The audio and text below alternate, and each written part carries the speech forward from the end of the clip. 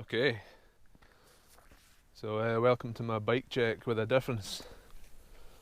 I've just climbed Ben Lomond and I've been greeted with these pretty amazing views.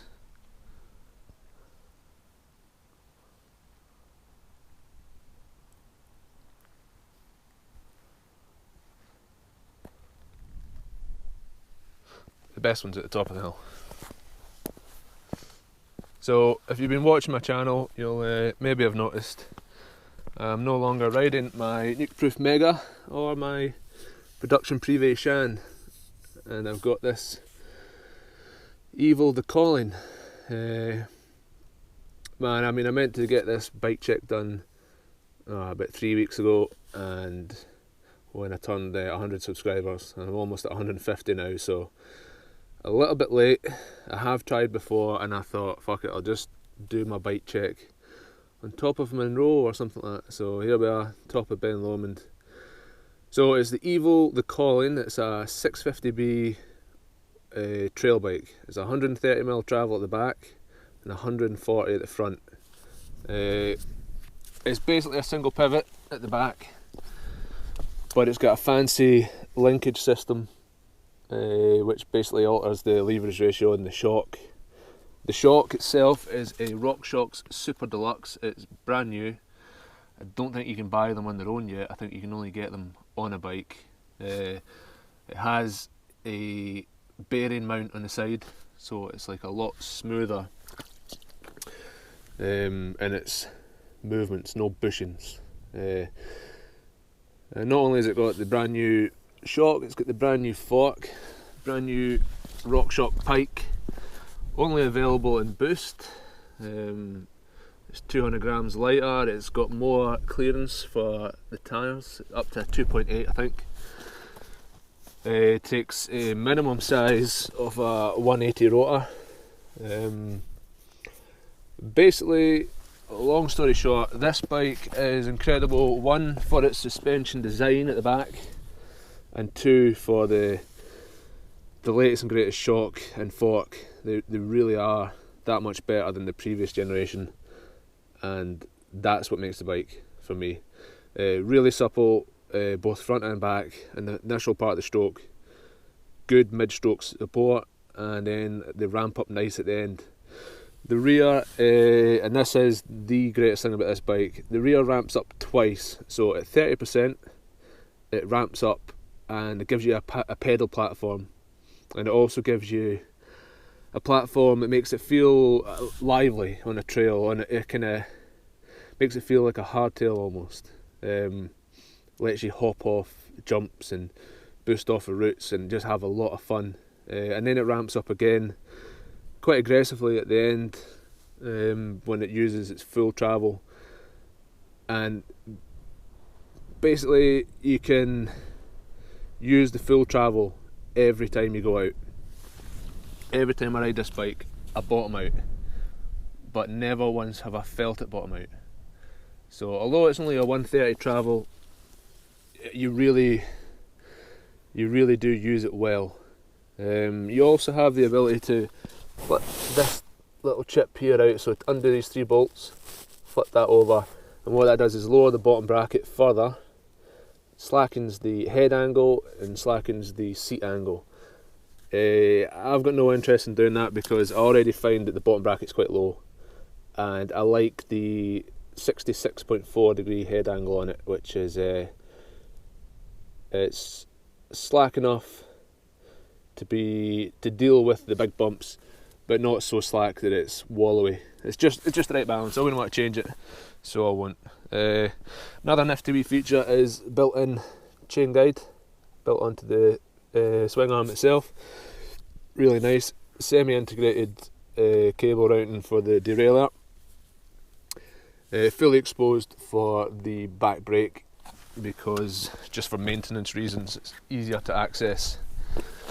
The bike is not clean because I've ridden it up here. It does not have a quick release in the back, which I like. Keeps everything nice and neat. I'm only running a 160 disc at the back, again just to keep the caliper on, neat to the frame. not bothered about big discs. And I've got a 180 at the front for the same reason. Wheels, this is going to be random because I'm just doing this off the cuff, by the way. Wheels are a custom build. They are Hope Pro 4 hubs in orange, of course. They're laced to Stan Flow Mark III rims. These are 29mm internal diameter. I previously had 25mm internal diameter, and I'll tell you one thing, with the same tyres on it, the difference in grip is unbelievable. There's so much more grip, and you can run the tyre softer and get away with it. So anyone that's got fairly narrow rims and thinking about going wider, these are 235 tyres, and I find they're just spot on with a 29mm internal diameter rim. I'll experiment with the tyre pressures. Today, because it's so rocky in this track, I will be running about 25 to 30 psi.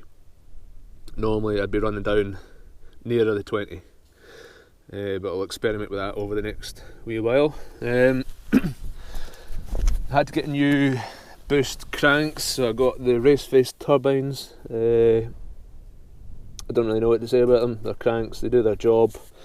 They're a cinch mount, which is you don't have the 4-bolt pattern or the 5-bolt pattern. It actually goes onto a spline. Pretty nifty. It should be future proof apparently. Got a 34 tooth black spire snaggle tooth, narrow wide chain ring, standard shit. Flat pedals because I've got a brain and I make mistakes, and I need the I need that reassurance that I can take my foot off at any time. Drivetrain wise, it's SRAM XO 10 speed.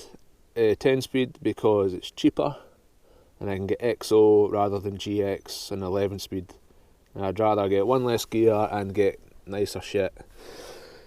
So that's what I've done. I think it's a 42 at the back. I did get a range extender, and I think it goes down to like an 11. Fuck knows. I'm not too bothered about these things. Brakes. The brakes are the incredible Hope E4s, which have got reach and bite point adjustment. They are just things of beauty. They're not the most powerful brake. They're not the most amazing brake, but the feel that you get from them, the consistency you get from them, the look, the way they're made, and the fact that I'm getting them in anodised orange to match my hubs, my calipers, and my discs is pretty cool. They're 4 pots. I believe they're bringing out 6 pots soon, but I really like my brakes. Tyres, I've got so it's the Maxxis DHR2s in the back, and I really like this tyre for the casing. It's an EXO casing, and it doesn't really fail like my front tyre, which I'll talk about in a second. So it's at the risk of sounding really fucking stupid, the casing is very rubbery rather than like a canvas or a Kevlar sort of feel. It's got a rubber feel to it, and it just seems solid. The pattern's more for braking and accelerating. It doesn't corner quite as good as the Magic Mary in the front, but when it does let go, it lets go nice and easy, gradual. And then moving on to the Magic Mary, for all out grip in mud and loose conditions, and even on rocks and whatnot, the Magic Mary is untouchable. It's only Achilles heel, which I believe they do have new compounds. The only Achilles heel is the construction. I've bust 2 of these before when they get onto the rocky stuff, so we'll see. I'll maybe try one of the modern ones, one of the new ones. But out and out grip, unbelievable. Yeah, and then bar and stem is just fun. Bar and stem combo. I think it cost me 50 quid for the 2. 810mm wide. I've got quite long arms, so I'll probably just keep it like that. Soft Renthal Kevlar grips, haven't changed them for a while, and when I do, I'll be getting the same ones again. Seat post is a little bit unusual. I've got the electric Magura Viron. which is shut down just now. The reason why I got this is I had two bikes before, and you just take it out like a normal post, and then you just undo the bungee on the controller, just take it in between the two bikes. But it's been pretty good, so I've kept it. And also it neatens up everything. There's no cables, no bleeding, anything, no nothing. Just, well, you got to charge it right enough, but you charge it like once every bloody 3 months or something like that, and it's fine. The seat's a charged seat, but that's irrelevant. Everybody likes different seats, different arses suited different seats, so that's the one I run. I run it quite far forwards and leant quite far forwards just for all the pedalling. One thing I could do with on the seat post is a bigger drop. It's only a 150 drop, but Christ, I need about a 200, which you've got to go for a 9.8, I think they're called, and they're like £550, and there's not a chance spending that money on a seat post. So I just slide it down for the downs and slide it up for like on the collar for when I need to do longer trips. So yeah, to summarise, it's just an absolute weapon. I sold a hardtail and I sold an enduro bike to get it, and in all honesty it has replaced both of them.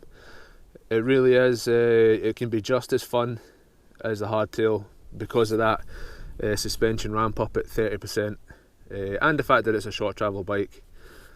So it really is as fun as the hardtail was, and then so it's fun when you want it to be, and then it can eat up the chunky stuff. It can really hit the bumps when you need it to. And I don't actually feel that it's any less of a bike than my Mega was, despite that being a 160 travel. So yeah, massively impressed with it. However, I seem to keep taking, since I got this expensive carbon bike frame, I always take it to fucking Monroe's and all the rockiest and most dodgy places possible. So I do have that extra fear of hitting the derailleur and catching rocks and it tumbling down the hill, etc, etc. So we'll see. So I'll probably throw in a couple of clips of my run back down this hill here. Don't know if you can even see the shoulder, but if you want to see the full video, just check out my channel. It'll probably be my next video out. And I'm going to do some more kind of Monroe's and mountainy type things. I've also done the Cobbler and Ben Glass before as well, so you can check out those ones. So yeah, it's a trail bike, but I'm willing to take it down Monroe's, so that kind of speaks volumes, I think. So thanks for watching. I'll see you at the bottom.